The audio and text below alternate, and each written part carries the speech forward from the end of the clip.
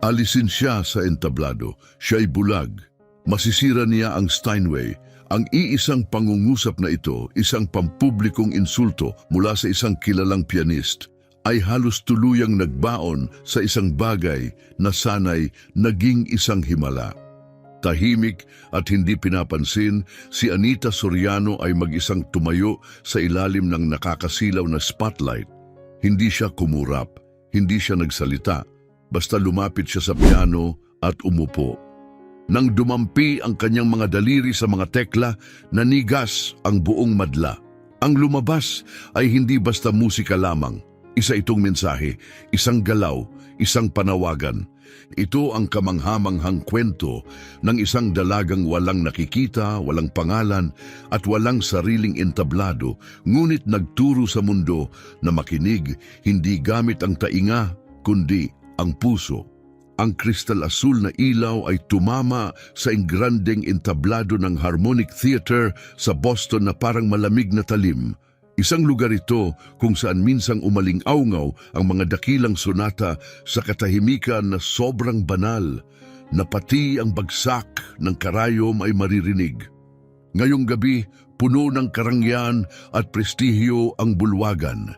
Daan-daang panauhin sa mamahaling kasuotan ang dumalo para sa rehearsal ng International Harmony Gala, isa sa pinakamahahalagang okasyon sa mundo ng klasikal na musika. Sa gitna ng ganitong perpeksyon, isang hindi inaasahang bagay ang babasag sa ilusyon. Isang batang babae ang dahan-dahang lumitaw mula sa likod ng pelos na kurtina. Payat, may kayumangging balat, nakasuot siya ng simpleng itim na damit, walang disenyo, walang kislap. Sa kanyang kamay ay may hawak siyang puting tungkod, hindi lang palatandaan ng pagkabulag, kundi simbolo rin ng mga natutong makakita sa ibang paraan. Siya si Anita Soriano. 15 taong gulang, ipinanganak na bulag. Walang pangalan sa mundo ng musika, walang kinatawan at walang kahit anong formal na pagpapakilala. Mabagal ngunit matatag ang kanyang mga kilos, maingat pero matapang. Itinaas niya ang kanyang kanang kamay mula sa tungkod, pinatigil ito sa ere sa ibabaw ng makintab na ibabaw ng Steinway and Sons Model D234, ang hiyas ng mga piano. Doon dumating ang tinig, matulis at malupit, parang bubog na humihiwa sa katahimikan. Alisin siya sa entablado, masisira niya ang piano. Ang sigaw ay hindi nagmula sa isang ordinaryong manonood. Galing ito sa tanyag na si Roberto Reyes, ang malamig na hari ng American Classical Piano. Nakasuot ng custom-tailored na itim, ang kanyang pilak na buhok ay kumikislap sa ilaw na parang peking halo. Ang kanyang mga mata ay nakatutok kay Anita, matalim at malamig. Ito ang parehong titig na minsang gumupo sa mga pangarap ng iba sa isang sulyap. Bulag siya? Sino ang nag-isip na magandang ideya na paglapitin ang isang bulag, walang pangalan na bata sa 150,000 dolyar kong Steinway? Hindi ito performance para sa awa. May ilang tumawa sa likod ng entablado, may mga umubo sa gitna ng mga manunood, ang ilan ay umiwas ng tingin, nahihiya. Ngunit ang ilan ay tahimik na tumango, palatandaan ng hindi inaming pagsang-ayon. Walang tumutol, walang nagtanggol sa kanya. Ang mga salita ay nanatiling mabigat sa ere, parang katotohanang hindi pwedeng questionin. Ngunit hindi umatras si Anita. Tumayo siyang tuwid, iniharap ang kanyang ulo sa tinig, hindi dahil nakikita niya ito, kundi dahil hinarap niya ito ng may tahimik na lakas. Ang tungkod ay nanatili sa kanyang kamay, hindi ginamit. Lumapit pa siya, tumuloy sa mata ng bagyo. Sandaling huminto, bahagyang tumagilid ang kanyang ulo na para bang ramdam niya ang bawat matang nakatutok. Pagkatapos, tahimik siyang umupo sa harap ng piano. Mula sa likod ng entablado, muntik nang sumigaw si Reyes. Pigilan siya! Mapapahiya lang siya sa harap ng buong mundo. Ngunit hindi nakikinig si Anita, hindi na niya kailangang makinig. Ang kanyang mga kamay, na dating nangangapa sa dilim, na dating nanginginig sa sirang piano ng ampunan ay marahang gumalaw sa ibabaw ng piano. Hindi niya tinipa ang mga tekla ng may galit o takot, parang binabati niya ang isang matagal ng kaibigan. Banayad, nakatuon, buo ang layunin. Dumating ang unang nota, hindi ito malakas, hindi ito dramatiko. Ngunit tumagos ito sa mga paghusga na parang unang sinag ng liwanag sa isang madilim na gabi. Ang bulwagan na puno ng pag-aalilangan at panunuya ay nanahimik, pigil hininga, dahil may isang imposibleng bagay na nagsimula. Ang tugtog mula sa mga daliri ni Anita ay hindi lang musika, ito ay tunog ng isang paglalakbay na wala ni isa sa kanila ang nasaksihan. Isang landas na nilakbay sa katahimikan, nababalot ng anino, pasa ng mga hindi nakikitang bigat. 2 taon na ang nakalipas. Sa isang malamig at maulap na hapon sa Hartford, Connecticut, huminto ang isang government van sa harap ng Eastbrook Conservatory of Music. Isang eksklusibong paaralan para sa mga anak ng diplomat, sikat na kompositor at mga elite sa industriya ng musika. 13 taong gulang si Anita noon, bulag mula pagkasilang, ulila mula 3 taong gulang, at bumaba siya ng van na may dala lamang na lumang maleta, punit-punit na puting tungkod, at isang sira-sirang braille reader. Walang sumalubong sa kanya. Technically, hindi siya tunay na estudyante. Tinanggap siya sa ilalim ng espesyal na programang pantao na tinawag na Silent Observer. Isang titulong may dignidad ang tunog, pero sa totoo ay nangangahulugang hindi siya kabilang sa klase, recitals, o kahit sa paggamit ng mga instrumento. Sa Eastbrook, kung saan bawat bata ay may dalang pangalan at pamana, si Anita ay isang aninong dumaraplis sa marmol na pasilyo. Mula sa unang araw pa lang, natutunan niyang maglaho. Hindi siya nagsalita, tahimik siyang gumalaw, hindi siya kumatok sa kahit anong pintuan. Sa halip, umuupo siya sa labas ng Room 2B kung saan nagtuturo si Professor Mario Aquino ng harmonic theory. Kahit hindi siya nakakakita, natutunan niyang kilalanin ang yabag ng propesor kung kailan ito kumakatok sa pisara gamit ang kaliwa imbes na kanan. Minememorya niya ang mga ehersisyo na tinutugtog sa loob, ang musikang lumalabas sa bahagyang nakabukas na pintuan. Sa kanyang hita, tinutuntun niya ang melodiya gamit ang haplos. Nagpapraktis siya ng ritmo sa pagbibilang ng hakbang ng mga estudyanteng palabas. At pagbalik niya sa kanyang maliit na dorm na para sa mga hindi opisyal na kalahok, hinahaplos niya ang malamig na dingding, binabalikan ang mga tunog ng araw, ang mga notang naipon sa katahimikan. Ang pinakamasakit para kay Anita ay hindi lang ang pagiging isinasantabi, kundi ang tahimik na pagsang-ayon ng mga taong nakapaligid sa kanya. Walang sumigaw sa kanya, pero wala ring bumati ng hello. Agad na iniiwas ang mga mata, binabago ang daan para makaiwas sa kanya at palaging nagsasara ang mga pinto bago pa man siya makalapit. Minsang nagkamali siya ng pasok sa isang silid pagsasanay, isang gabi.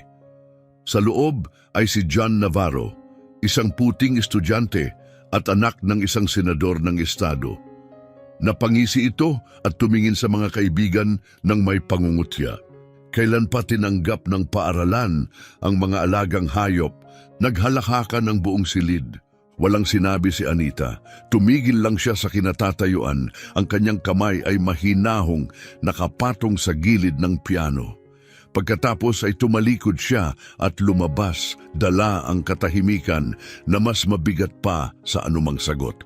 Ngunit ang pait ng mapanirang biro ay lumusot sa kanyang puso ng mas matalim kaysa sa alinmang sugat na kanyang naranasan. Pati ang dorm supervisor na si Imelda Cruz ay nagbibigay ng mga babala na balot sa kabaitan. Anita, ang paaralang ito ay may matibay na reputasyon. Sikapin mong huwag gawing alanganin ng mga tao. Ang salitang iyon, alanganin, tila banayad, halos inosente, ngunit taglay ang bigat ng isang tahimik na insulto. Hindi ito sigaw, pero nakakasakit din. Lalo pang lumubog si Anita sa sarili, ngunit sa halip na sumuko, mas pinili niyang makinig. Napansin niya ang mga bagay na hindi pinapansin ng iba, ang bahagyang luslos sa sahig ng practice room sa ikatlong palapag, eksakto sa bagsak ng ika-4 na beat.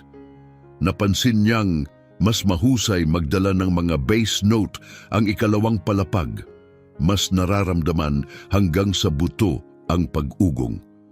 Nagsimula siyang bumuo ng musika sa kanyang isipan. Walang instrumento, walang leksyon, walang nakaimprentang nota. Pero sa kanyang utak, bumubuo ng simponya ang katahimikan. Isang gabi, matapos ang lecture ni Professor Mario Aquino tungkol sa harmony, nanatili si Anita sa labas ng silid. Nakaupo siyang tahimik, ang kanyang kamay ay nakaangat sa hangin.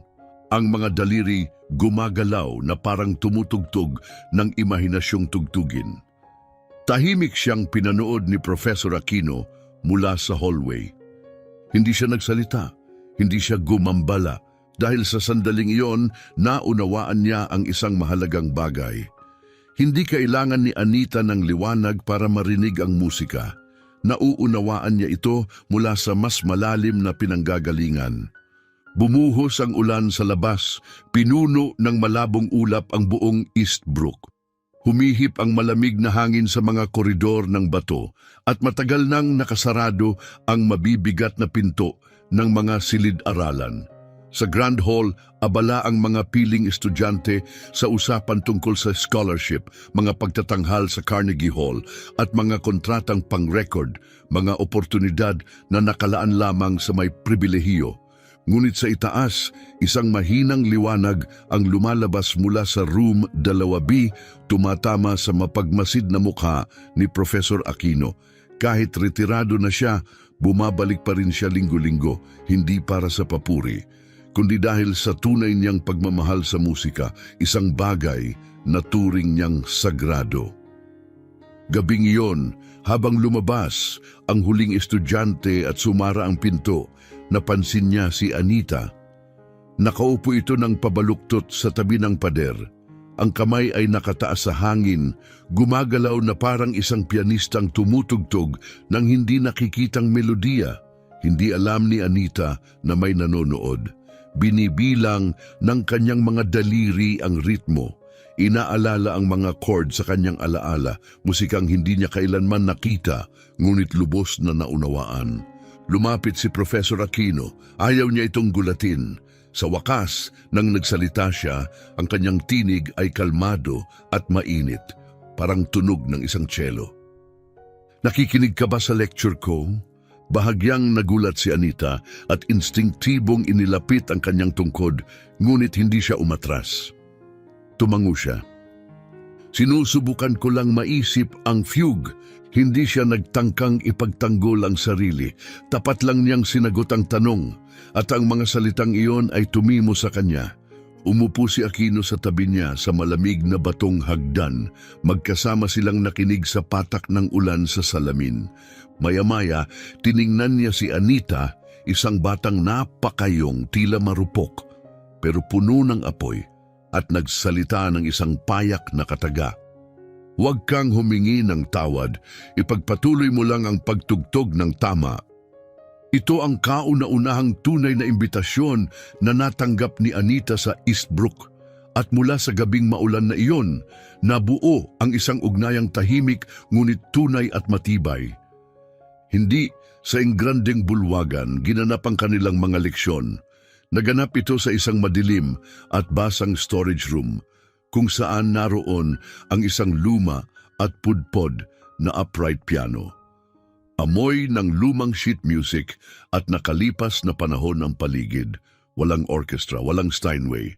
2 tao lang, isang batang walang pagkakakilanlan at isang propesor na minsang tinawag na henyo. Hindi nagturo si Professor Aquino gamit ang teknikal na mga termino. Nagkwento siya, mga kwento kung paanong ang isang fugue ay tila paghahabol sa isang kaluluwa sa lilim. Kung paanong ang isang major chord ay maaring magdala ng bigat ng dalamhati, depende sa kung ano ang nauna rito. Pinapatunog niya ang mga ritmo sa tuhod ni Anita. Tinuruan niya itong ipwesto ang mga kamay para maramdaman ang vibrasyon sa kahoy, hindi lang pakinggan ang tunog. Itinuro niya kung paano damhin ang damdamin, hindi lang kilalanin ang mga nota. Ang D minor ay hindi laging malungkot, Aniya. Ito'y lilim lang ng isang liwanag na nawala. Lahat ng yon ay sinimsim ni Anita na parang tuyong lupa na uhaw sa ulan. Hindi niya kailanman kailangang ulitin ang isang leksyon. Mabilis siyang matuto, hindi normal na bilis. Ngunit hindi iyon ang ikinamangha ni Aquino. Ang tumatak sa kanya ay ito. Si Anita ay hindi tumutugtog para humanga ang iba.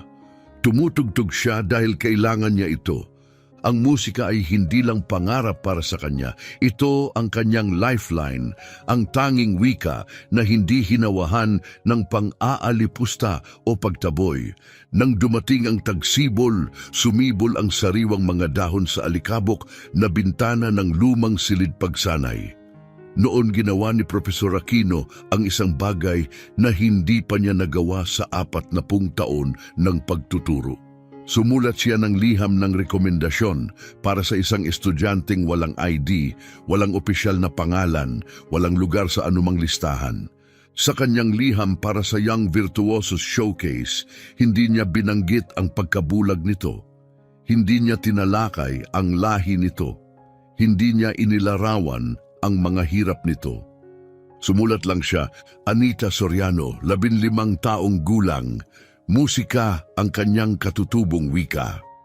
Ang iba pang kasapi ng selection committee ay patuloy pa ring pinag-aaralan ang musika na parang banyagang wika. Ngunit may isang bagay na hindi napansin ni Mario Aquino. Sa Eastbrook, hindi musika lang ang mahalagang wika. Ang tunay na sinusukat ng paaralan ay hindi nota, kundi mga dokumento. At ang isang student file na walang larawan ng pamilya, na walang nakalistang mayamang magulang o koneksyon sa alumni ay itinuturing ng wala sa tono bago pa man ito makagawa ng tunog. May isang hindi binibigkas na panuntunan sa Eastbrook. Mahalaga ang talento, oo, ngunit ang pinagmulan ang iyong pasaporte. Habang ang mga estudyanteng may apelyidong tulad ni Perez, Santiago at Navarro ay nag-aaral gamit ang makukulay at dekalidad na theory sheets. Si Anita, na walang kilalang apelyido, walang standardized test scores at walang sponsor, ay natututo sa ibang paraan. Inaaral niya ang pag-ugong ng kurtina sa hangin, ang pagyanig ng sahig kapag may mali sa ritmo at ang echo ng mga tunog tuwing late-night rehearsal sa silong, mag-isa at walang nakakarinig. Sa tagong silid na iyon, malayo sa spotlight, nagsimula si Mario ng mga leksyong wala sa anumang opisyal na kurikulum. At sa hindi inaasahang paraan, siya mismo ay nagsimulang muling matutong makinig. Gamit ang pambihirang pananaw ni Anita sa mundo. Hindi niya kailanman binigyan si Anita ng printed sheet o pinabilang ng beats. Walang metronome, walang mahigpit na patakaran. Sa halip, marahan niyang inilapat ang kanyang kamay sa pulsuhan ni Anita. Tinutugtog ang mga ritmo na parang tahimik na tambol sa kanyang mga daliri. Bawat tapik ay isang pag-uusap, isang mensahe, isang bulong, maikli, mahaba sa kakatahimikan. Tapos ay syncopation, mga beat na bumabagsak sa hindi inaasahang bahagi, pero perpekto pa rin ang pakiramdam. Tinulungan niya si Anita na maramdaman ang ritmo hindi bilang-bilang, kundi bilang hininga. Natutunan niyang kilalanin ang timing sa pagtaas ng kanyang dibdib sa pagitan ng mga tunog at sa hanging nakapaligid sa kanya. Ang D ay hindi laging tunog D, sabi niya minsan. Minsan ito'y pagbagsak ng talon, minsan ito'y mahinang iyak na kinikimkim mo sa tadyang. Hindi nagtatanong si Anita, hindi niya inuulit. Ang kanyang katawan ay sumisipsip sa bawat aral. Ang kanyang balat, kalamnan at tibok ng puso ay tumutugon sa bawat nuance na parang isang instrumentong kinakalibrang mabuti sa damdamin. Ngunit ang pinakanakatindig balahibo kay Mario ay hindi ang galing ni Anita, kundi ang katapatan niya. Ang kanyang pagtugtog ay totoo, hilaw at hindi na ipapako sa forma. Isang gabi, ipinaliwanag ni Mario ang isang fugue ni Bach bilang isang lalaking hinahabol ang sariling anino sa agos ng panahon. Tahimik na nakinig si Anita, saka inilapat ang mga daliri sa tekla at nagsimulang tumugtog, hindi ayon sa orihinal na score, hindi sa tamang tempo, ngunit isinalin niya ang kwento sa tunog. Ang kanyang bersyon ay hindi sumunod sa tuntunin, sumunod ito sa damdamin. Nanatiling tahimik si Mario na payuko, sapagkat sa unang pagkakataon, napagtanto niyang hungkag pala ang dati niyang paraan. Mga taong ginugol sa pagtuturo ng ear training sa pamamagitan ng formula. Nang may isang batang babae lang pala na nagturo sa kanya na ang musika ay hindi kailanman dapat ikahon. Habang namumukadkad ang talento ni Anita, unti-unti ring lumakas ang tahimik na pagtutol sa paligid niya. Sa teacher's lounge, lumalakas ang bulungan. Narinig mo ba? Si Aquino daw ay nagbibigay ng private lessons sa batang yon. Hindi naman siya opisyal na estudyante. Kapag napansin siya agad, mapapahiya ang department. Kaya tinawag siya ni Rodolfo Santiago, ang hepe ng piano department at nagsasabing tagapagmana ni Reyes sa kanyang opisina. Naiintindihan kong mayroon kang personal na proyekto, maingat niyang sabi. Pero kung lumampas ito sa hangganan, may magiging kapalit. Hindi kanlungan ang Eastbrook para sa emosyonal na eksperimento. Ang salitang iyon, awa, ay tumama na parang sampal.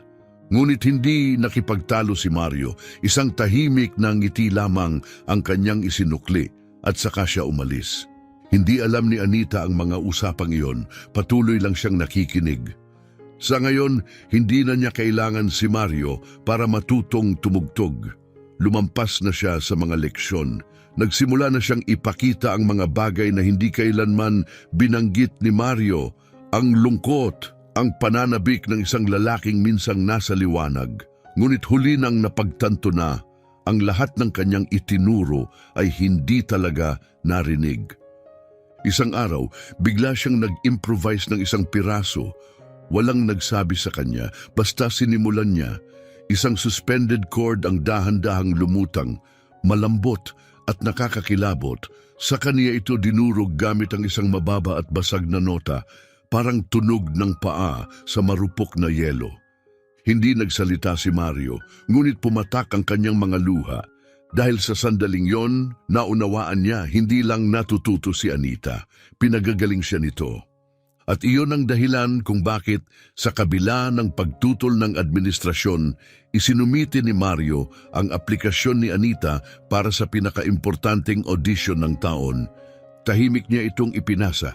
Walang liham mula sa prestihiyosong mentor. Walang glamorosong larawan ni Anita na nakapose sa tabi ng makinang na piano. Walang malungkot na kwento.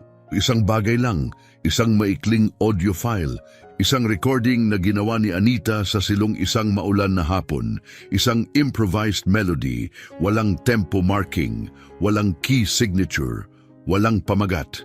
Tanging purong tunog at buong puso siyang naniniwala na ito ang katapatan, ang bagay na matagal nang nakalimutan ng mundo ng klasikal na musika. Sa kanyang maikling tala ng pagsusumite, isinulat niya, Anita Soriano, 15 taong gulang. Hindi siya bumabasa ng musika dahil naririnig na niya ito bago pa man ito maisulat. Lumipas ang ilang linggo. Pagkatapos ay inanunsyo ng paaralan na tinanggap si Anita para mag-audition. Ngunit hindi sa pangunahing concert hall. Wala ring kamera, wala ring manunood o panel ng mga batikang hurado.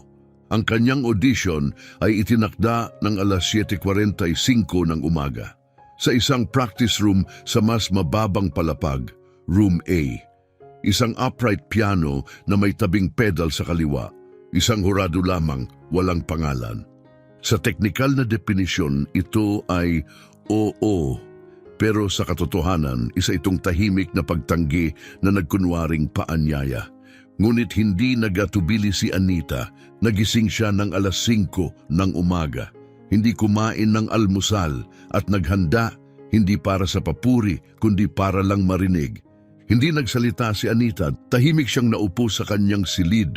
Marahang hinahaplos ang mga kupas na gilid ng kanyang lumang maleta na parabang sinusundan ng kanyang mga daliri ang mga alaala na nakatago sa loob nito.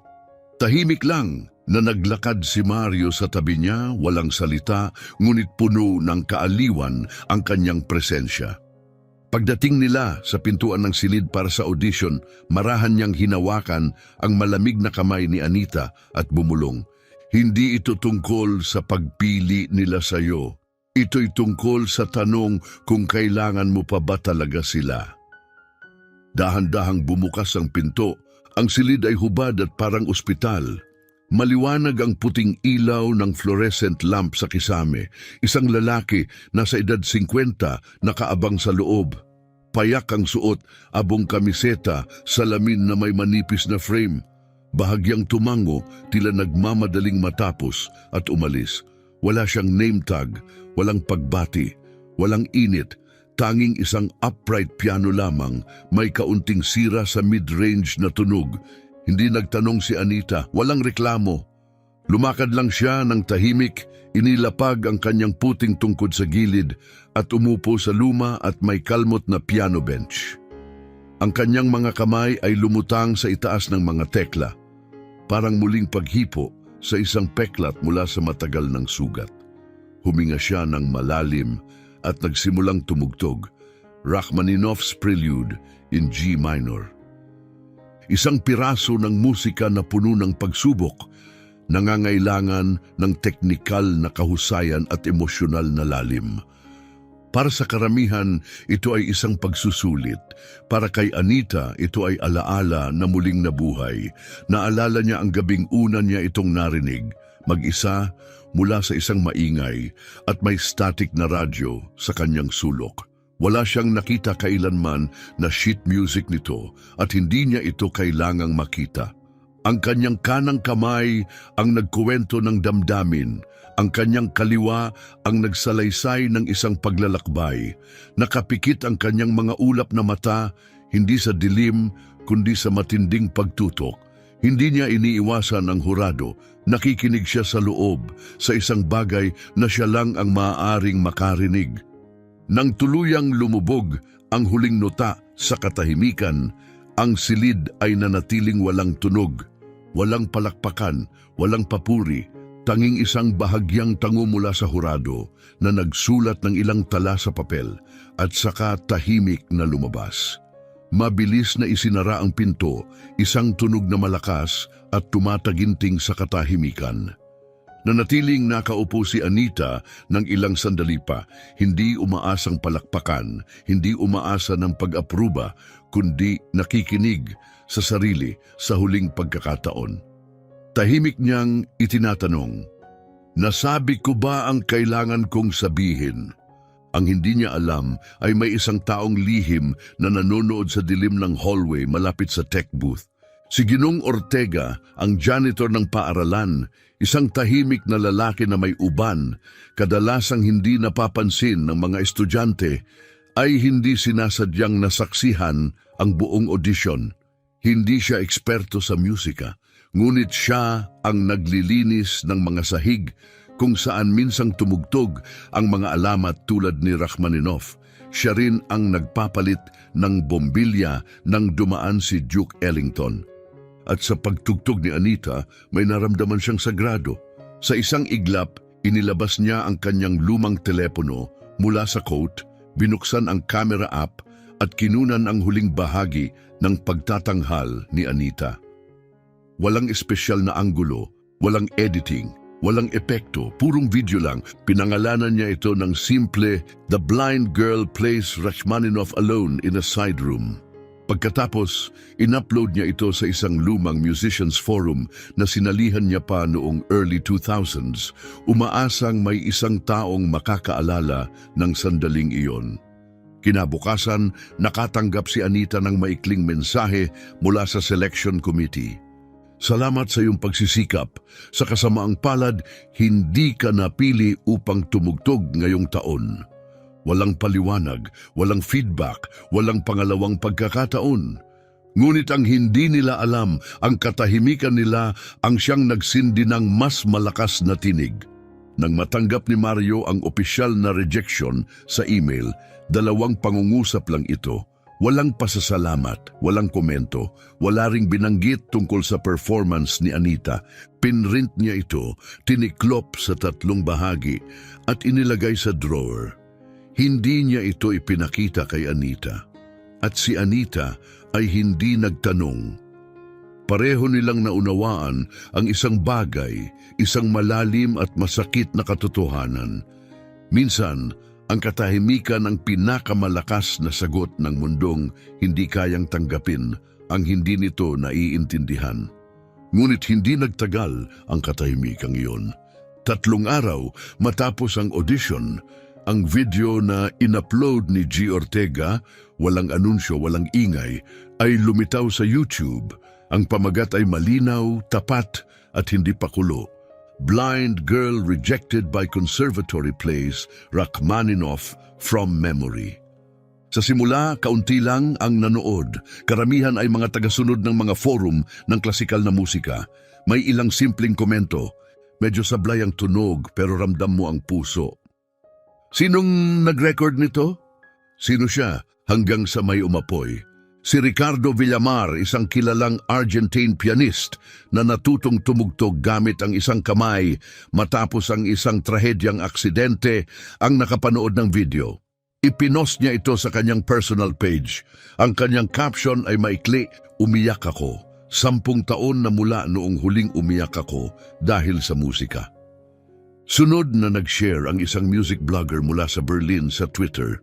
Kung hindi kayang kilalanin ng Eastbrook ang galing ng batang ito, ang problema ay hindi ang kanyang paningin, kundi ang paningin nila. Ang clip ay kumalat, hindi parang isang viral na pagsabog, kundi parang tahimik na revolusyon. Walang PR campaign, walang kilalang personalidad na nagtulak, tanging damdamin. Hindi ini-scroll lang ito ng mga tao, tumigil sila, nakinig sila. At narinig nila si Anita, isang bagay na hindi nagawa ng sariling paaralan niya. Si Yuki Yamamoto, isang hearing-impaired artist mula sa Japan, ay pinanood ang video habang nakasubsob ang pisngi sa speaker upang maramdaman ang vibrasyon. Ipinost niya ang kanyang reaksyon, hindi niya kailangang makita ang mga tekla para galawin ako. Hindi ko kailangang makarinig ng buo para maramdaman ang iyak sa kanyang mga kamay. Sa loob lamang ng 72 oras, umabot sa 3 milyong views ang video. Walang clickbait na pamagat, walang marketing trick, tanging tapat na damdamin, di naglaon. Ang mga blogs at plataporma ng klasikal na musika ay nagsimulang magtanong. Mga tanong na sana'y hindi na inasahan ng Eastbrook. Sino si Anita Soriano? Bakit siya tinanggihan? Anong klaseng institusyon ang tatalikod sa ganitong uri ng talento?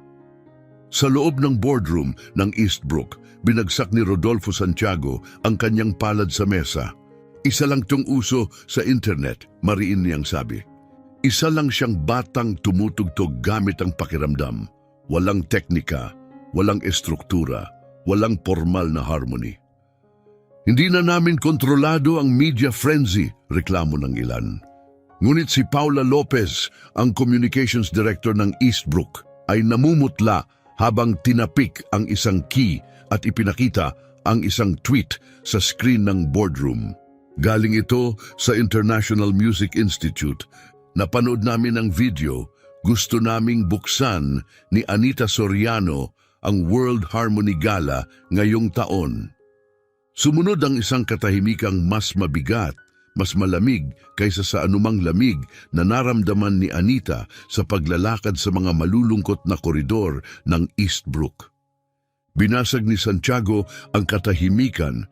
Kung siya ang magbubukas ng palabas, sino pa ang maaaring sumunod sa kanya? Walang sumagot dahil sa kaibuturan ng bawat isa sa silid. Naunawaan nilang lahat kung si Anita ang tunay na magsasalita sa entablado gamit ang sarili niyang tinig, walang sinuman ang nararapat sumunod. Samantala, sa isang maliit na nursing home sa labas ng Boston, nakaupo si Mario Aquino sa harap ng kanyang matandang laptop. Kumislap ang abiso sa screen. Anita Soriano, nimbitahan upang buksan ang World Harmony Music Gala, Global Broadcast. Ipinikit niya ang kanyang mga mata, hindi siya umiiyak, mahina lang siyang bumulong. Sa wakas, ang tinig na hindi kailanman inanyayahan, hindi na kailangang hintayin ng paanyaya.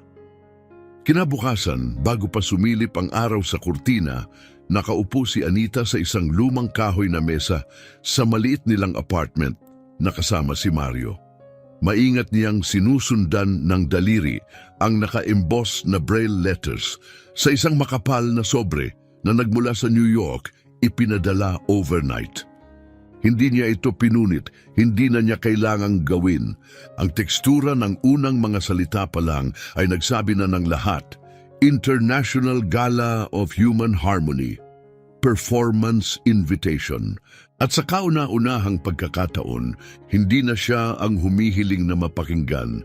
Ang mundo na ang humihiling sa kanya. Ang International Gala of Human Harmony ay hindi ordinaryong kaganapan. Ginaganap taon-taon sa prestihiyosong Crescendo Hall sa New York. Pinupuno ito ng pinakamalalaking bituin sa musika, Lang, Alicia Keys, Yo-Yo Ma. Ngayong taon, ang tema, Breaking Barriers Through Sound. May broadcast ito sa mahigit 60 bansa. Ang pangalan ni Anita Soriano nasa pinakaunang slot. Kasunod niya, walang iba kundi Roberto Reyes, ang parehong pianistang minsang lumait sa kanya sa harap ng daan-daan. Ang lalaking nagsabing hindi siya karapat-dapat lumapit sa isang Steinway. Nang matanggap ni Reyes ang lineup, binagsak niya ang papel. Isang bulag? Isang batang babae na walang nakakakilala? Hindi ito melodrama? Seryosong performance ito? Hindi malakas ang kanyang tinig. Ito ay malamig, eksakto. Parang isang taong sanay maging tagapagdesisyon kung ano ang mahalaga. Maingat na sumagot ang kanyang tagapayo, si Romina Herrera. Ipinilit ng organizers, lumagpas na sa 30 milyong views ang video niya. Nais nila ng simbolo. Naningkit ang mga mata ni Reyes. Simbolo o moral ticket seller lang? Sa isang pagpupulong para sa koordinasyon ng gala, kapansin-pansin ang tensyon. Eksaktong dumating si Reyes, malinis ang Amerikana, suot ang itim na salamin at perpekto ang tindig. Lumapit siya kay Ronald Santos, ang artistic director na kilala sa mga konsyertong inihahain para sa mga pangulo. Diretso ang binitiwang salita, palitan ang order. Hindi ako papayag na tumugtog pagkatapos niya. Hindi kumurap si Santos, tahimik ang kanyang tinig. Malaya kang umatras, Ginoong Reyes, siya hindi na. At sa sandaling iyon, hindi kahihiyan kundi takot ang sumilay sa mga mata ni Reyes. Hindi takot kay Anita, kundi takot na mawalan ng kapangyarihan. Takot na ang kanyang pamana ay unti-unting napapalitan.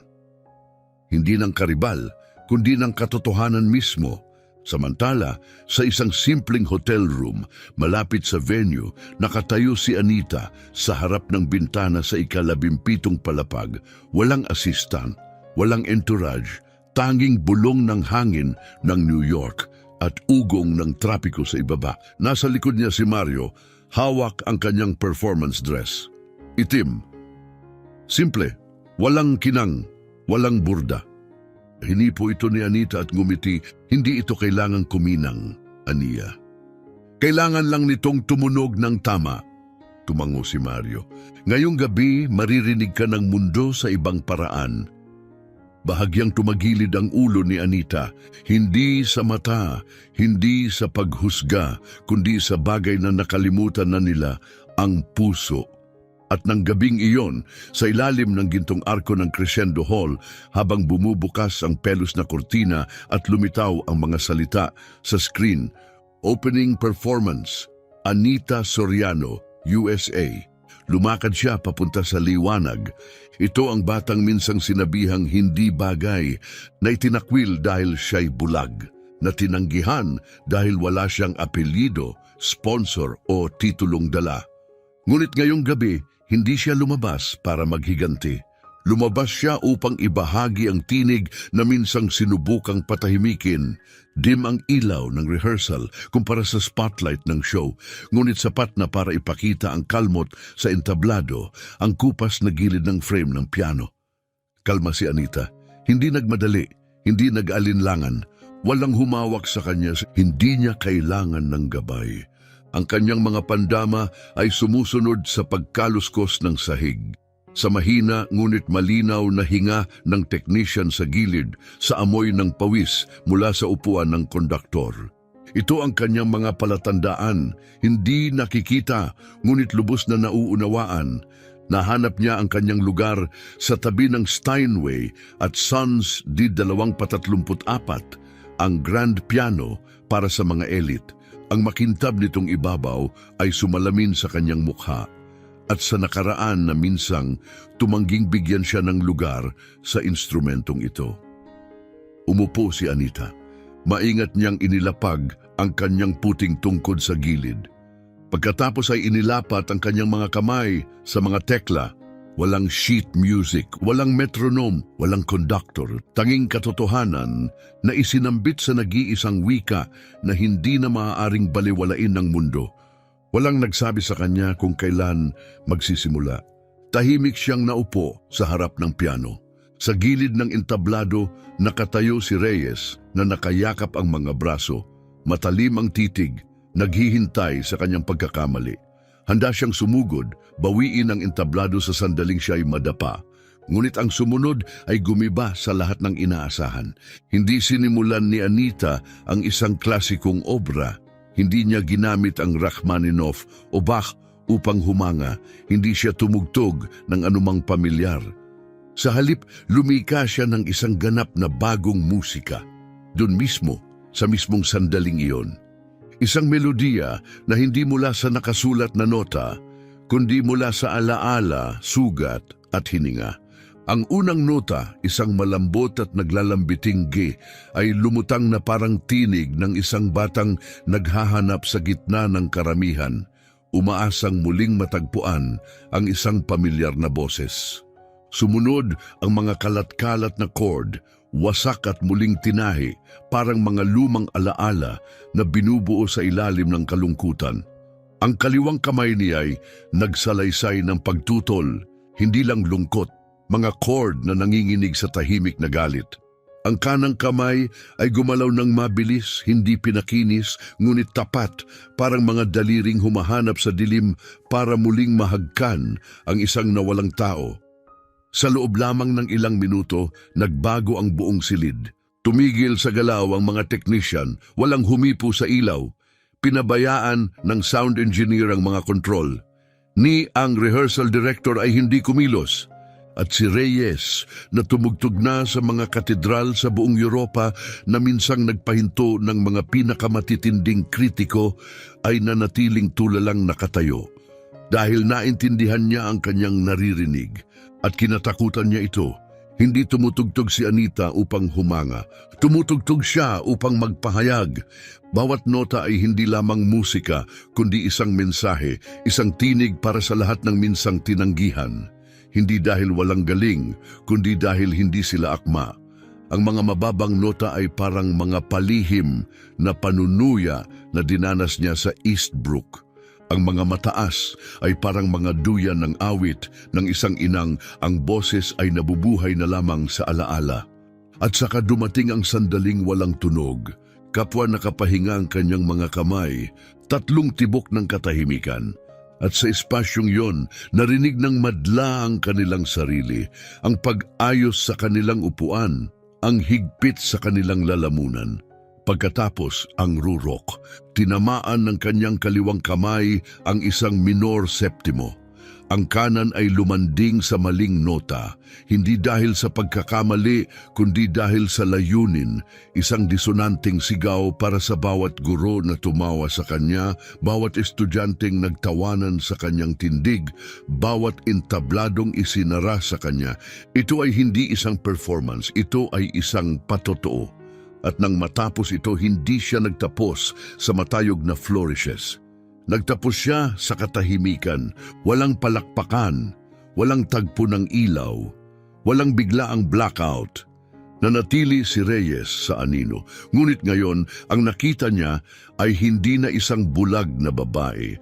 Ang nakita niya ay isang refleksyon, isang salamin ng katotohanang matagal na niyang iniwan. Hindi siya nagbabasa ng nota, mahina niyang bulong sa sarili. Walang porma, walang balangkas.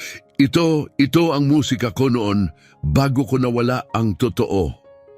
Nang nahanap ng rehearsal director ang kanyang tinig, maingat niyang tinanong, "Anita, yun ba ang piyesang ipiperform mo sa gala?" Bahagyang tumagilid ang ulo ni Anita, isang marahang ngiti. "Hindi," sagot niya, "warm up lang yon." At sa unang pagkakataon, hindi na tumutol si Reyes. Hindi siya nanghingi ng pagpalit ng slot. Hindi siya nagpumilit mauna dahil alam na niya ang magbubukas ang siyang mananatili sa alaala. Kinagabihan ang liwanag sa Crescendo Hall ay hindi mapangahas. Ito ay banayad, parang katahimikan bago magbukang liwayway. Maingat na gumapang ang spotlight sa entablado. Isang tinig, ang marahang bumigkas. Mga ginang at ginoo, binubuksan ngayong gabi ang Gala of Human Harmony mula sa Estados Unidos, Anita Soriano. Walang fanfare, walang orkestra, walang pinalakpakang intro, tanging ang tunog ng puting tungkod na tumutapik sa kahoy na sahig. Ang bawat hakbang ay parang pagbagal ng oras upang makinig. Lumabas si Anita, hindi sa kinang, hindi sa drama, kundi parang banayad na hinga sa pagitan ng gabi at umaga. Suot niya ang kanyang simpleng itim na damit, walang lace, walang sequins, nakayapak upang madama ang entablado sa ilalim ng kanyang paa, gaya ng mga pasilyo ng ampunan na minsang nilakad niyang mag-isa. Hawak ng kaliwa ang kanyang tungkod.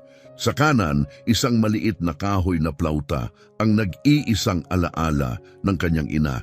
Hindi ito mahal, ngunit walang katumbas ang halaga.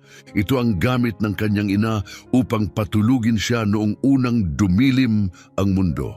Hindi siya yumuko, hindi siya kumaway, umupo siya, na parang bawat upuan ay para sa mga nakalimutan ng mundo. Walang mikropono, walang stage manager, walang gumagalaw na ilaw. Maingat niyang inilapag ang plauta sa kanyang tabi, inilapat ang kanyang mga daliri sa mga tekla at nagsimula, hindi ng isang performance, kundi ng isang kwento. Hindi alay kay Mozart, hindi sonata ni Chopin, hindi karangyaan ni Beethoven, kundi isang salaysay na binigkas sa nota at sa katahimikan. Ang unang nota ay bumagsak na parang buntong hininga na hindi kailanman nasambit. Sumunod ang isang incomplete minor chord, parang lullaby na hindi natapos ng kanyang ina. Ang kanyang kaliwang kamay ay tumugtog ng mabibigat na hakbang, parang mga yapak sa Eastbrook na walang pumapansin.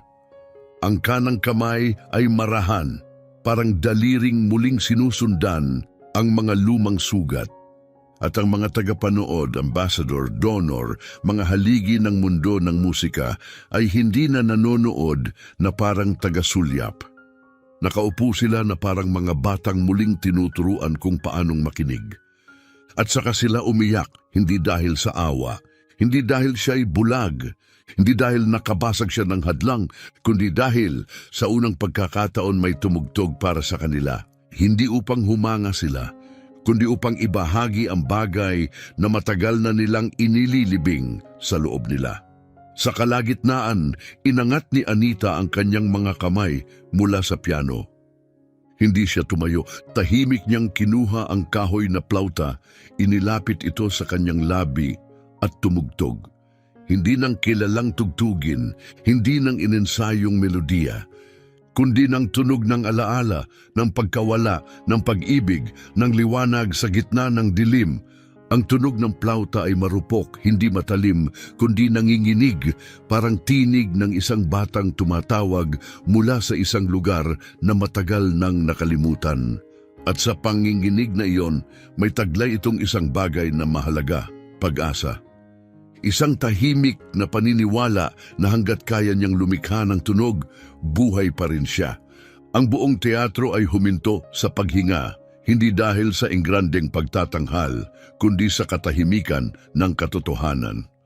Sa likod ng entablado, mahigpit na nakakapit si Reyes sa gilid ng kanyang upuan, maputla ang mga kamao, hindi dahil sa galit, kundi dahil sa pagtanto. Alam niyang hindi niya kayang kuwestiyonin ang kanyang nasasaksihan. Wala na siyang salita, hindi dahil perpekto ang musika ni Anita, kundi dahil ito ay totoo. At ang katotohanan hindi kailanman nangangailangan ng pagtatanggol. Nang tuluyang lumubog ang huling nota ng kanyang plauta, hindi bilang wakas kundi bilang paanyaya sa katahimikan, dahan-dahang ibinaba ni Anita ang instrumento at iniangat ang kanyang mukha. Hindi upang makakita kundi upang makadama. Walang tumayo agad, nanatiling tahimik ang bulwagan. Hindi dahil sa pag-aalinlangan, kundi sa pagmumuni. Hindi tiyak ng mga tao kung ano ang kanilang naranasan. Ang tanging alam nila, ang kanilang mga puso ay tumugon sa paraang hindi nila maipaliwanag. Hanggang sa isang tao ang tumayo, pagkatapos ay isa pa, at dahan-dahan tumayo ang buong madla, hindi dahil sa tradisyon, hindi dahil sa galing, kundi dahil kailangan nilang tumayo. Hindi para palakpakan ng kanyang husay, kundi upang sabihing, patawad kami.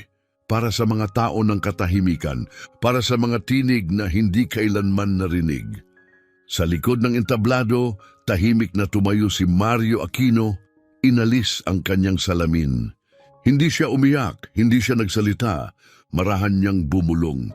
Ang batang hindi kailanman inalok ng upuan, ay siyang nagpatayo sa buong mundo. Kinabukasan, mula New York hanggang Tokyo, sumabog ang mga balita. Isang musikang lindol mula sa isang bulag na babae. Anita Soriano, ang bagong tinig ng ika-21 siglo.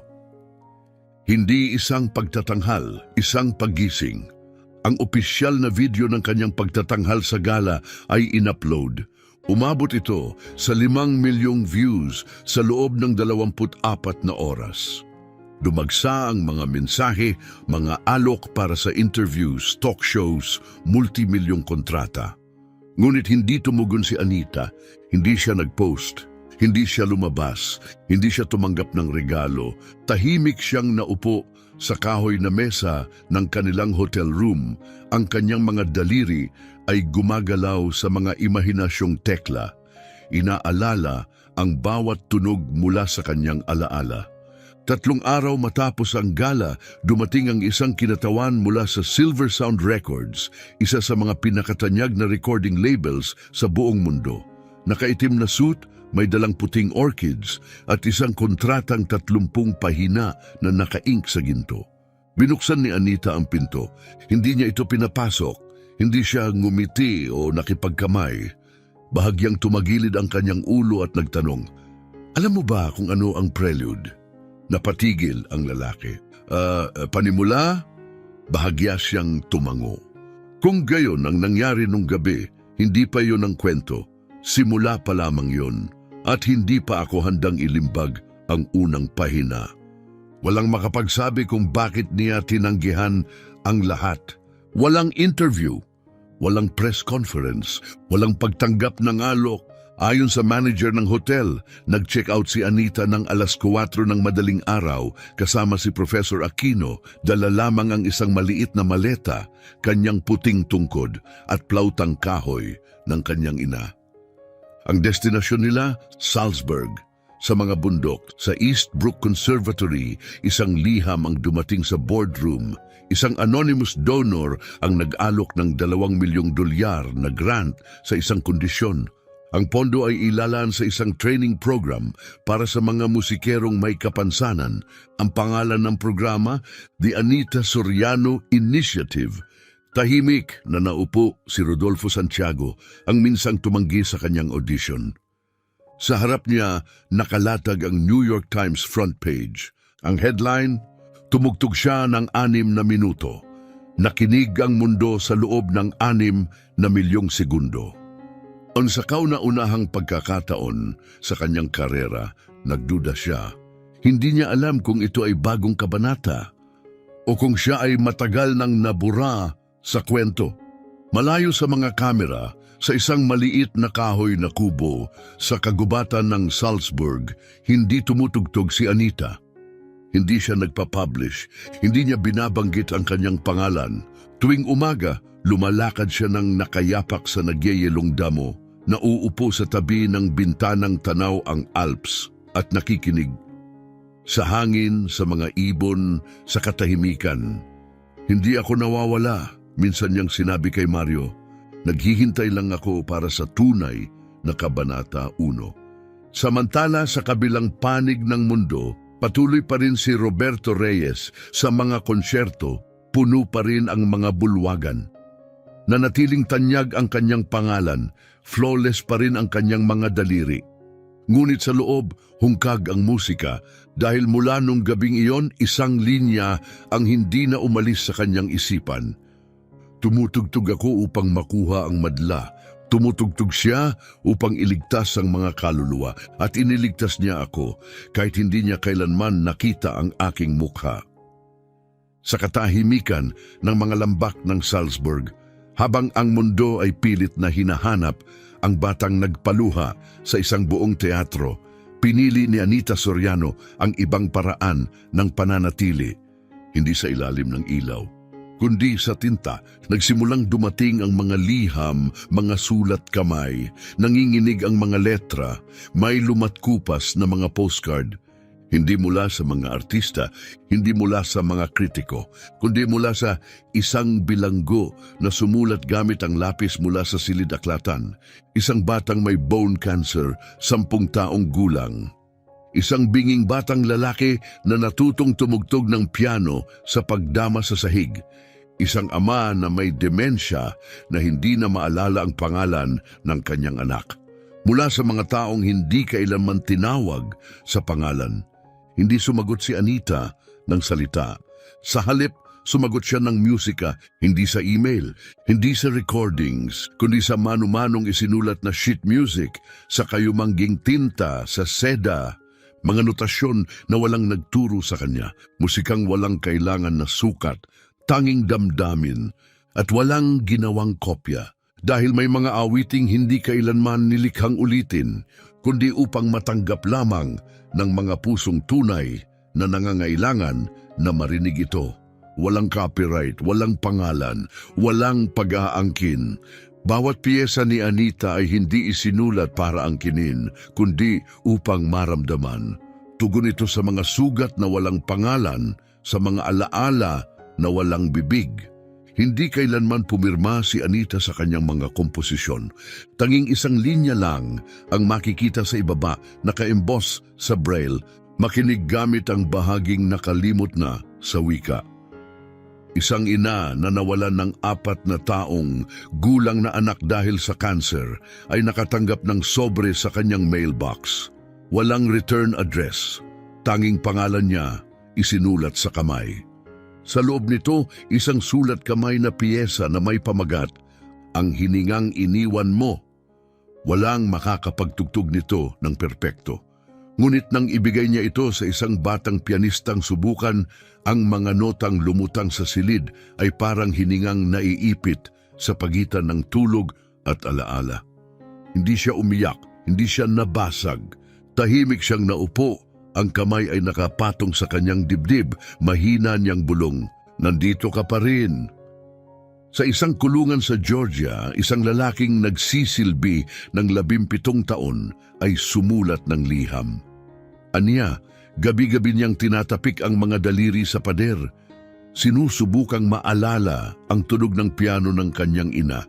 Isang linggo matapos iyon, nakatanggap ang kulungan ng isang piyesa, walang may akda, walang pamagat, kundi naalala ng pader. Ang bawat paghinto ay sumusunod sa ritmo ng kanyang mga daliri laban sa ladrilyo, walang instruksyon, walang guro. Umupo siya sa plastik na mesa at tinugtog ito gamit ang likod ng kanyang mga kamay. At sa unang pagkakataon sa halos 20 taon, umiyak siya. Hindi dahil sa pagkakasala o pag-iisa, kundi dahil may nakarinig sa tunog na hindi naririnig ng iba. Hindi umabot sa media ang mga kwentong ito. Lumipat sila kaluluwa sa kaluluwa. Isang guro ang gumamit ng musika ni Anita upang ituro sa mga batang bingi kung paano madama ang ritmo gamit ang kanilang palad. Isang binatilyo sa nursing home ang muling isinulat ang huling bahagi ng isang piyesa at tinugtog ito para sa kanyang kaibigang mamamaalam.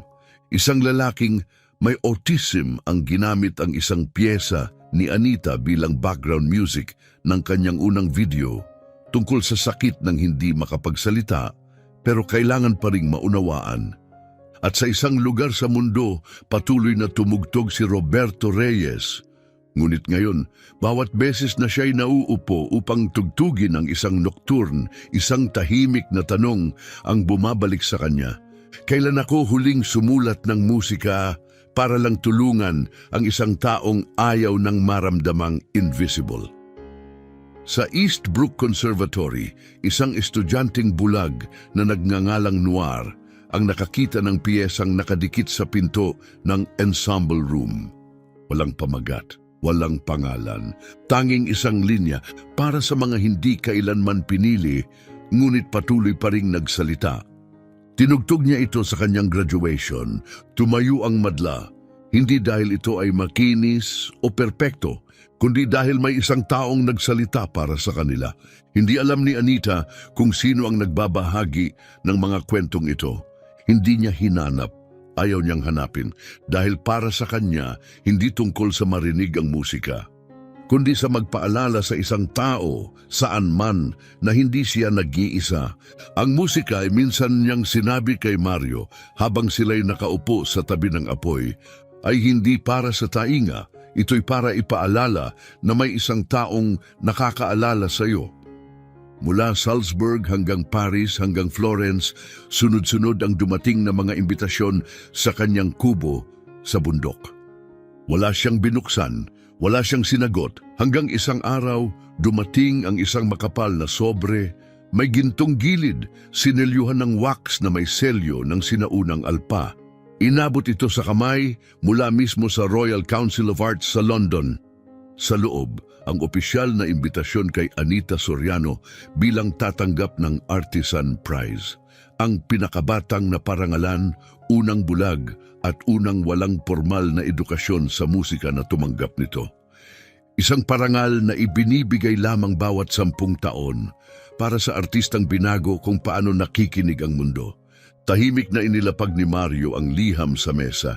Hinaplos ni Anita ang braille, huminto, tumango. Pupunta ako, mahina niyang sabi, pero hindi para tumanggap. Pupunta ako para ibalik ang tunog doon sa pinagmulan nito kung saan hindi kailangan ng permiso upang marinig. Ginaganap ang seremonya sa Royal Hall, isang templo ng sining na minsan ng pinagtagpuan ni na Britten, Callas at John Williams. Ngayon ito ay tahimik, naghihintay. Mga panauhin mula sa 74 na bansa ang dumalo, ngunit tila simbahan ang pakiramdam, reverente, tahimik, puno ng pag-asam. Sa itaas ng entablado, isang simpleng karatula, isang gabi para parangalan ang hindi maaaring ituro.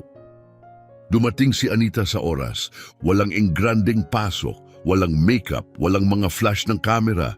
Tanging suot niya isang madilim na linen cloak, kanyang puting tungkod, kanyang hubad na paa, at ang plautang kahoy ng kanyang ina.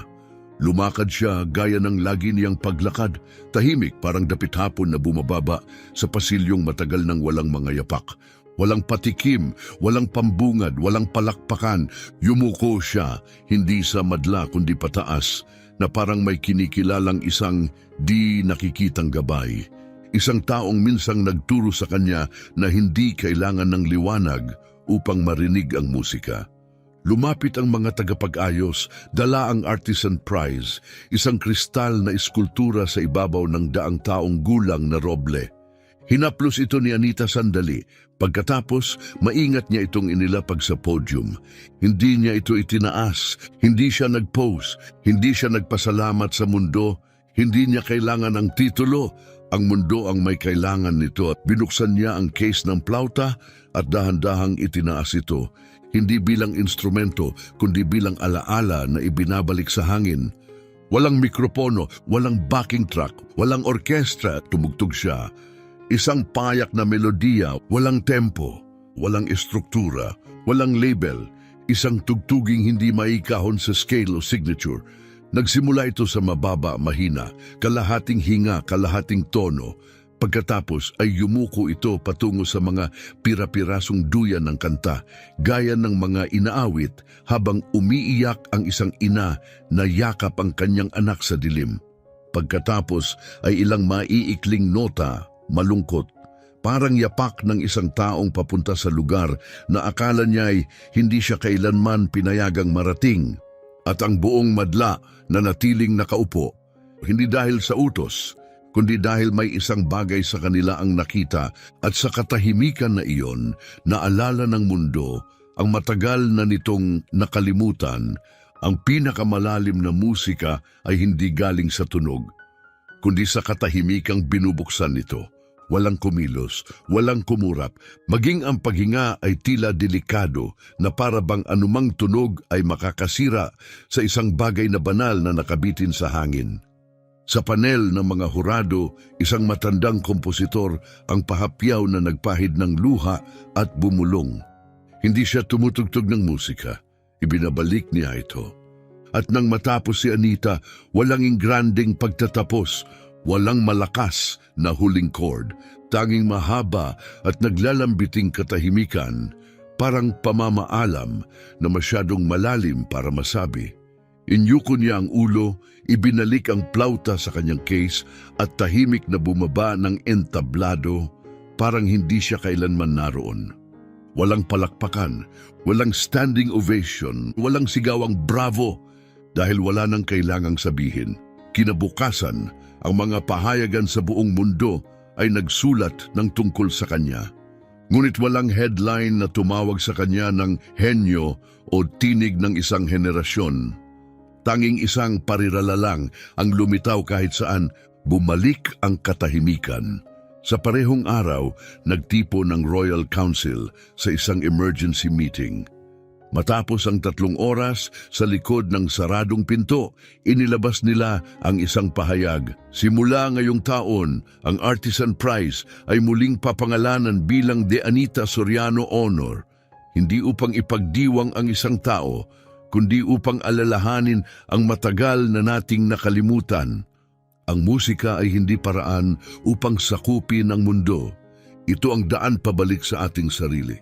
Kahit habang inaalala ang kanyang pangalan sa kasaysayan ng musika, si Anita ay hindi lumabas sa TV. Walang interview sa CNN, walang pabalat sa Time Magazine, walang TED Talk, walang BBC special. Naglaho siya gaya ng kanyang pagdating, tahimik, ngunit may ibang lumitaw mga kwento. Sa isang maliit na bayan sa Canada, sa tabi ng ilog, may bulong-bulungan tungkol sa isang bulag na dalagita na may mahabang buhok at makapal na coat na nagturo sa isang batang hindi nagsasalita kung paanong lumikha ng musika gamit ang kanyang mga paa. Ikinalat niya ang bigas sa sahig na kahoy. Bawat hakbang ng bata may langit-ngit ang tunog ng bigas.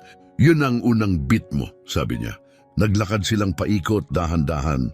At nang dumikit ang bigas sa sakong ng bata, nang mabago ang pagitan ng mga hakbang, siya ay ngumiti.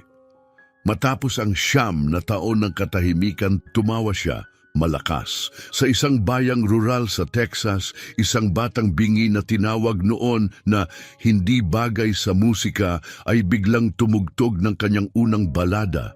Hindi mula sa sheet music, kundi sa pagsuot ng guantes na may vibration na kaayon sa isang melodya na ipinadala ni Anita sa koreo. Hindi niya lubos na naunawaan ang nota, pero naintindihan niya kung bakit siya tumutugtog. Nang tanungin ng lokal na reporter kung paano siya natuto, sagot niya, "Hindi ko natutunang tumugtog. Tumutugtog ako dahil may nakinig sa akin kahit wala akong tunog." Walang video, walang live stream, walang opisyal na ebidensya, pero ang paniniwala ay hindi nangangailangan ng patunay. Nang tanungin si Professor Mario Aquino kung totoo ang mga kwento, ngumiti lang siya. "Kailangan mo ba ng ebidensya kung patuloy pa ring umaalingaw-ngaw ang musika sa puso mo?" Saan man magpakita si Anita, walang VIP area, walang hadlang, walang ilaw ng entablado. Tanging mga lugar kung saan nakalimutan na ang tunog. Isang maliit na simbahan sa Nairobi kung saan ang mga batang ulila ay lumilikha ng melodiya gamit ang kanilang mga pangalan. Bawat nota ay kaugnay sa isang titik. Isang tahimik na nursing home sa Kyoto kung saan ginugol niya ang mga araw na pinapakinggan ang matatanda habang inilalarawan nila ang pinakagandang tunog na kanilang naaalala. At ginawa niya itong isang simponya, ipinakoreo pabalik sa kanila. Isang upuan sa istasyon ng bus sa Portugal kung saan iniwan niya ang isang manu-manong komposisyon na katiklop sa ilalim ng kahoy para sa isang taong hindi alam kung ano ang hinihintay nila. Samantala, sa Eastbrook Conservatory, ang lugar na minsang tumanggi sa kanya, maraming nagbago. Kahit hindi kailaman naisulat ang kanyang pangalan sa mga record, ang kanyang presensya ay bumiyak sa bawat saradong pinto. Ang mga pader na dating may larawan ng mga puting kompositor at virtuoso, ngayon ay may isang bakanteng frame. Sa ilalim nito isang karatula, hindi siya nag-aral dito, pero siya ang nagturo sa amin. Naglunsad ang conservatory ng bagong programa Listening Literacy, isang kurso na obligado sa bawat first-year student. Ang unang leksyon, isang buong oras ng katahimikan, walang instrumento, walang theory, tanging ang tunog ng silid ng isa't isa ng sarili. Isang estudyante ang minsang nagtanong sa bagong direktor, babalik pa ba si Anita para tumanggap ng honorary degree? Itinuro ng professor ang piano sa room 2B, kung saan nakadikit pa rin sa takip ang isang sulat kamay na piyesa na minsang ipinadala ni Anita. At ang sagot niya, "Hindi mo kailangan ng diploma para maging musikero. Kailangan mo lang ng lakas ng loob upang tugtugin ang unang nota, kahit lahat ay umaasang mabibigo ka." Kahit hindi na siya nakikita, si Anita ay nararamdaman kahit saan. Sa isang silid-aralan sa Mexico City, ang mga batang bulag ay nagpipinta ng ritmo gamit ang watercolor at hangin. Sa mga plataporma ng tren sa Paris, ang mga street musician ay nagsisimula sa isang nota, parang bulong ng pasasalamat. Sa mga pusong dating naniniwalang ang musika ay para lang sa mahuhusay, sa elite, sa piling iilan. Ngayon ay nakikinig muli. Hindi hinanap ni Anita ang mga entablado. Hinahanap niya ang mga tahimik na lugar. Mga lugar kung saan hindi kailangang ipalabas ang musika, kundi hayaan lang itong mabuhay. At doon, nang walang kamera o palakpak, may isang taong hihinga at magsisimula muli, hindi sa ningning kundi sa katotohanan at sa tapang na makinig. Ang kwento ay nagtatapos. O baka dito pa lang nagsisimula sa Eastbrook Conservatory, ang mismong lugar kung saan minsang nilibot ni Anita ang mga pasilyo na walang nakakakita, na ang kanyang mga yapak ay dumaan sa mga saradong pintong hindi kailanman bumukas. Ngayon, ang lugar na iyon ay may bagong pinto. Matapos ang mga taon ng pambabatikos, pagkawala ng pondo at panawagan mula sa alumni at mga artist, napilitang harapin ng pamunuan ng Eastbrook ang katotohanang matagal ng malinaw. Hindi tinanggihan si Anita dahil sa kakulangan ng talento, tinanggihan siya dahil sa kakulangan ng pananaw. Sa ilalim ng presyur mula sa isang petisyong pinirmahan ng mahigit 30,000 scholar, musikero at guro, bumoto ang board ng buong pagkakaisa na magtayo ng bagong pakpak ng konservatory. Hindi bilang paghingi ng tawad, kundi bilang pagkilala na minsan ikinandado ng institusyon ang musika sa mga taong pinakanangangailangan nito. Ang pangalan ng bagong lugar, Soriano Wing, the Unbiased Music Theory Wing. Isang espasyong hindi sinusukat ang tunog sa lakas nito, kundi sa hangarin. Kung saan walang tinig ang masyadong mahina at kung saan ang unang nota ay hindi pinagdududahan, kundi tinatanggap.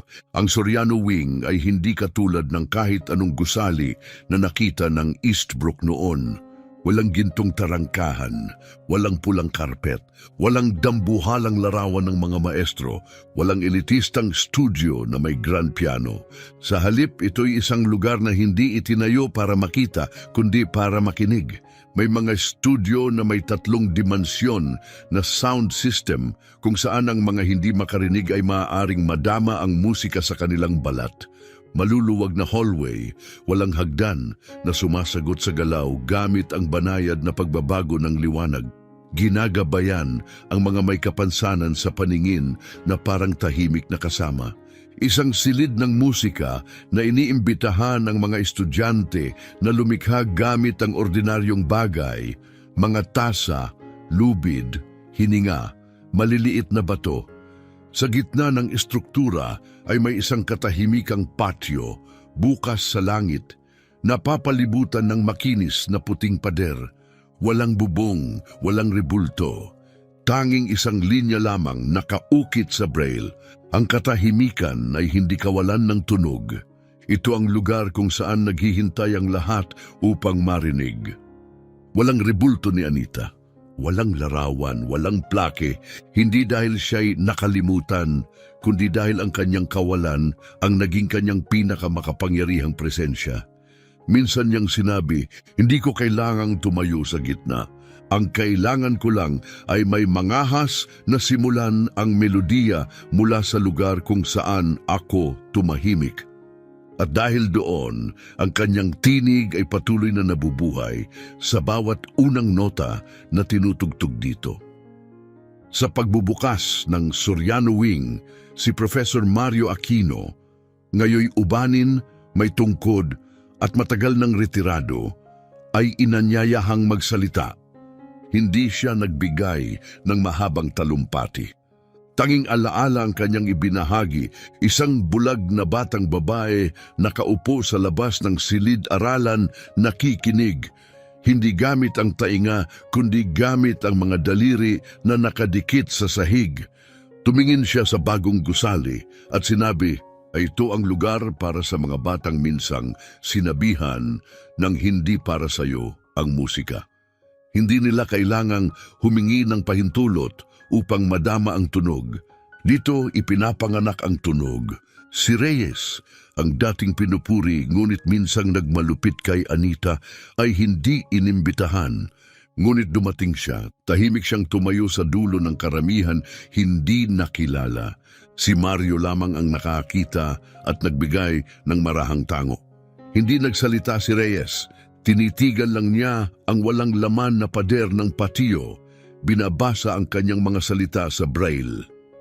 At sa unang pagkakataon, sa loob ng maraming taon, inalis niya ang kanyang salamin, ang kanyang mga mata, hubad sa proteksyon, parang pinagmamasdan ng espasyo kung saan nabuwag ang lahat ng akala niyang alam niya tungkol sa musika. Sa unang taon ng Soriano Wing, mahigit 600 estudyante mula sa buong mundo ang dumating. Kasama rito ang 128 na hindi pa kailanman nag-aral ng musika, 74 na bulag, bingi o may sensory disorder, 41 na hindi marunong bumasa o sumulat, ngunit marunong makadama. Isang guro ang naalala ang isang estudyanteng hindi pa kailanman humawak ng instrumento. Ang ginawa lang niya, inilapat ang kanyang tainga sa sahig habang ang kaklase niya'y marahang kumatok sa tabi. Iyon ang una niyang melodiya. Tuwing umaga, ang Soriano Wing ay hindi nagsisimula sa Mozart o Mahler, kundi sa isang recording. Pinagmulan, hindi alam. Isang tinig ng babae, mahina at malabo. Tanging isang linya sa dulo. Kung naririnig mo na ang sarili mo, hindi ka na invisible. Wala mang rebulto si Anita, nasa tibok siya ng bawat pusong minsan ay pinatahimik. Mula nang binuksan ang Soriano Wing, hindi na muling lumantad si Anita Soriano sa publiko. Walang performance, walang anunsyo, walang interview, wala siyang iniwang digital footprint, ngunit patuloy na namumulaklak ang mga kwento. Sa Lisbon, isang guro sa musika ang pumasok sa library at nakita ang isang batang bulag na tumutugtog ng lumang plastic na tubo sa tabi ng isang bata. Walang instrumento, walang sheet music, tanging hollow rhythm at tawanan sa ilalim ng araw. Tinanong ng guro, "Ikaw ba si Anita Soriano?" Ngumiti lang ang babae, walang sinabi. Kinabukasan, sa desk ng guro may nakapatong na sulat kamay na piyesa. Walang pamagat, walang pangalan. Tanging isang linya, hindi kailangang malaman ng pangalan. Ang mahalaga, marinig ang alingaw-ngaw. Sa isang maliit na nayon sa Peru, malapit sa Amazon, isang batang bulag na 8 taong gulang ang nakakita ng Braille music score sa pagitan ng mga aklat sa library. Walang sino man ang naglagay doon. Parang biglang lumitaw tulad ng hiningang naiwan. Tinugtog niya ito sa isang lumang kahoy na instrumento. Pagkatapos, tumingin siya sa kanyang ina at nagsabi, "Hindi ko siya makita, pero alam kong tumayo siya dito." Sa Ghana, malapit sa baybayin ng Elmina, may bagong ritmo ang mga lokal na drummer. Tinawag nila itong Anita Pulse. Walang nagturo sa kanila. Sabi lang nila, isang gabi bago sumikat ang buwan, may babaeng dumaan. Hindi siya nagsalita pero may ritmo ang kanyang mga hakbang. Sinundan lang namin. Ngayon, tinuturuan ng mga bata sa nayon ng ritmo. Hindi sa mga beat, kundi sa pagitan ng mga ito. Wala kahit saan ang kumpirmasyong bumisita si Anita. Walang selfie, walang lagda. Ngunit ang kanyang presensya ay parang tibok ng puso. Hindi nakikita pero laging naroroon. Sa isang refugee camp sa Syria, may isang nagsabing narinig niya ang plauta 3:00 ng madaling araw habang nagaganap ang evacuation. Hindi malinaw ang mga nota pero bawat isa ay tila nagtahi ng punit sa puso ng isang tao. Sa isang nursing home sa Iceland, may natagpo ang sulat kamay na piyesa sa ilalim ng unan ng isang babaeng pumanaw. Walang nakakaalam kung sino ang nag-iwan. Sa pahina, isang linya para sa mga minsang umawit pero walang nakinig. Bumalik tayo sa Eastbrook Conservatory. Isang first-year student ang minsang nagtanong, "Paano kung hindi ko kayang tumugtog ng perpekto? Ibig bang sabihin, hindi ako tunay na musikero?" Tumingin ang propesor mula sa kanyang desk.